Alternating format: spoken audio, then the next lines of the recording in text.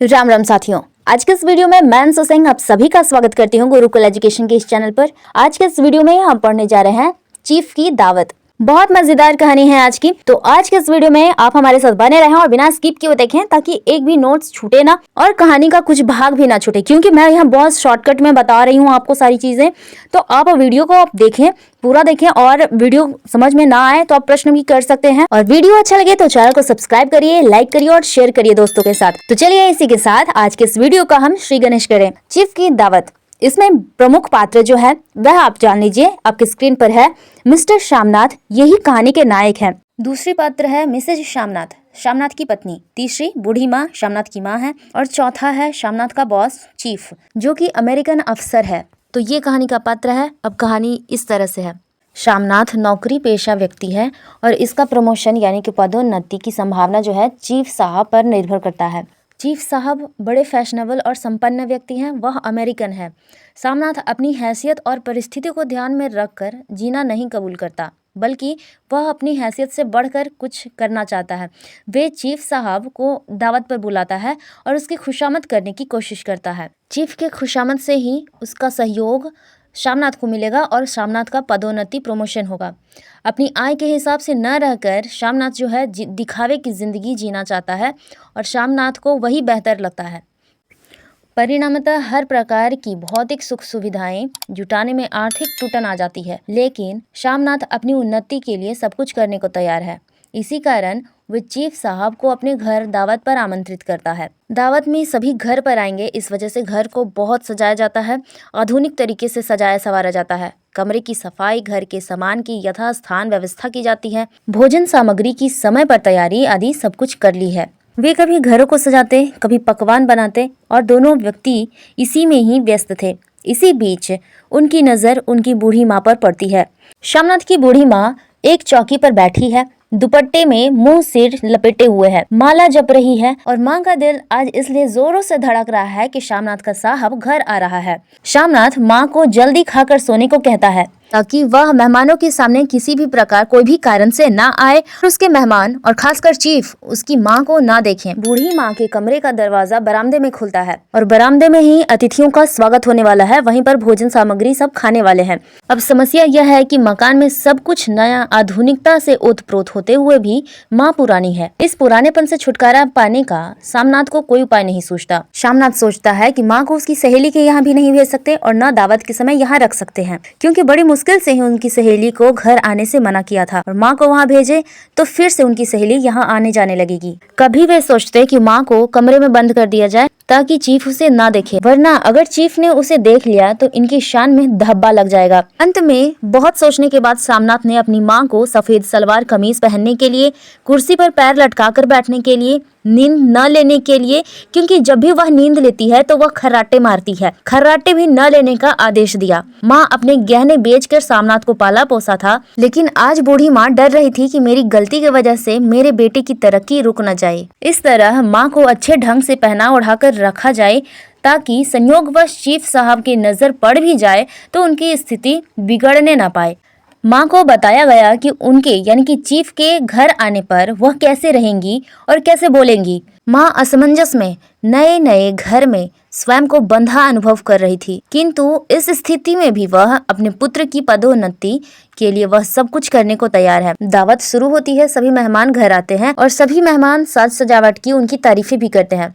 श्यामनाथ समझा कि पार्टी सफल हो गई। पार्टी का पहला दौर समाप्त हुआ और लोग भोजन पर जाने लगते हैं। तब चीफ साहब की दृष्टि श्यामनाथ की माँ पर पड़ जाती है। चीफ बड़े प्रेम से मिलकर माँ का आदर करते हैं और उन्हें भारतीय संस्कृति का प्रतीक रूप मानते हैं। उन्होंने माँ से लोक कला के विषय में जानने की इच्छा व्यक्त की। चीफ ने माँ से एक गीत सुनाने का प्रस्ताव रखा। माँ को देसी लोकगीत बहुत आते थे और वह बेहतरीन फुलकारी भी किया करती थी, यानी कि कढ़ाई सिलाई करती थी।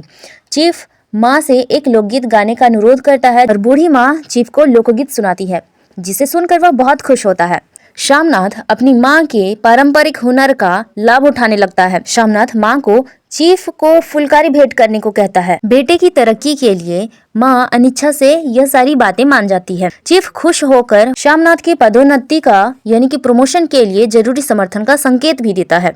पुत्र के संतुष्ट होने पर आज माँ उनके लिए हरिद्वार जाने की इच्छा प्रकट करती है। पुत्र के पदोन्नति होने पर भी आज माँ उसके लिए सर्वस्व न्यौछावर करने को तैयार है। इस तरह पार्टी खत्म होती है, सभी लोग अपने अपने घर जाते हैं और श्यामनाथ की यहाँ पर दावत सफल होती है।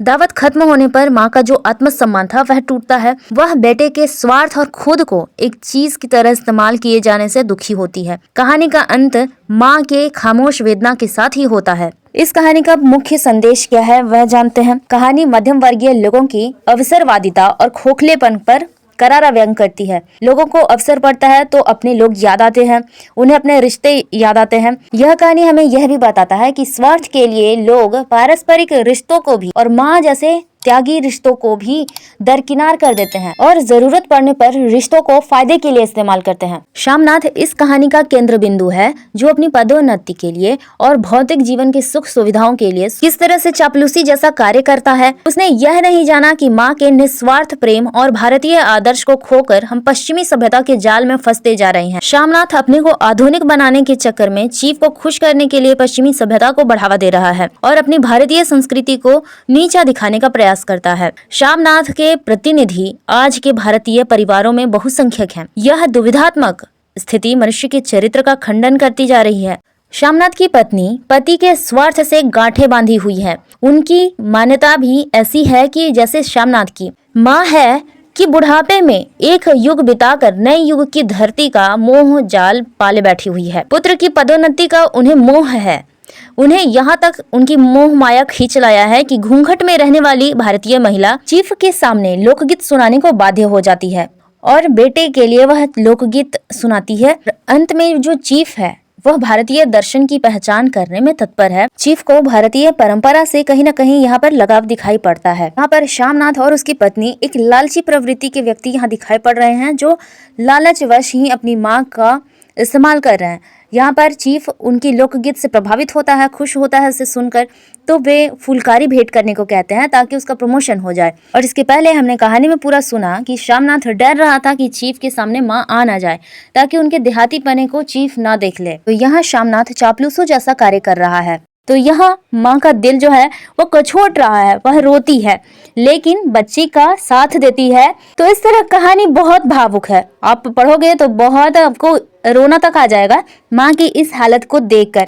आज संसार में यही सब हो रहा है, इस वजह से लेखक इन सारी चीजों को कहानी के माध्यम से व्यक्त करते हैं। इस कहानी के माध्यम से लोगों को सचेत भी करते हैं कि वह अपने रिश्तों को कायदे में रखें, उसको पूछें। ऐसा नहीं कि जब जरूरत है तब लोगों को, अपने रिश्तेदारों को पूछें और फिर जरूरत नहीं है तो पीछे हट जाएं। क्या लोग कर रहे हैं उनसे क्या मतलब है, ऐसा ना सोचें। इस कहानी में आपने देखा कि बेटे को इस्तेमाल जब माँ की आई तब वह इस्तेमाल किया, चीफ के सामने उससे बढ़ा चढ़ा कर बताया, फूलदानी भेंट कर आया, पर उसकी जरूरत नहीं थी तो उसे छुपाया फिर रहा था। लोगों को जानना नहीं देना चाहता था कि उसकी माँ भी है, तो लोग उससे पूछेंगे कि माँ तुम्हारी कहाँ है, कैसी है, इसलिए माँ को ही छिपा दो ताकि माँ के बारे में कोई पूछे ही ना। यह कहानी माँ और बेटे के रिश्ते पर थी। इस कहानी से माँ का हृदय और बेटे का क्या जो प्रभाव है आज का, वह आपको पता चल जाएगा। आज के इस वीडियो में हमने जो पढ़ा है उसके लिए मैंने नोट्स भी बनाया है, आप उससे देख सकते हैं। मैंने आपको कम शब्दों में ही यह कहानी समझाने का प्रयास किया और आपको जरूर समझ में भी आया होगा। हमेशा की तरह आपसे प्रश्न पूछूंगी, आपको बताना है कि राम की शक्ति पूजा किसने लिखी थी। इसका उत्तर आप कमेंट में बताइए। और हाँ, वीडियो अच्छा लगे तो चैनल को सब्सक्राइब करिए, लाइक करिए और दोस्तों के साथ शेयर करिए। तो इस वीडियो में आज के लिए बस इतना ही। फिर से मिलेंगे नए वीडियो में नए टॉपिक के साथ। तब तक के लिए जय हिंद, जय भारत।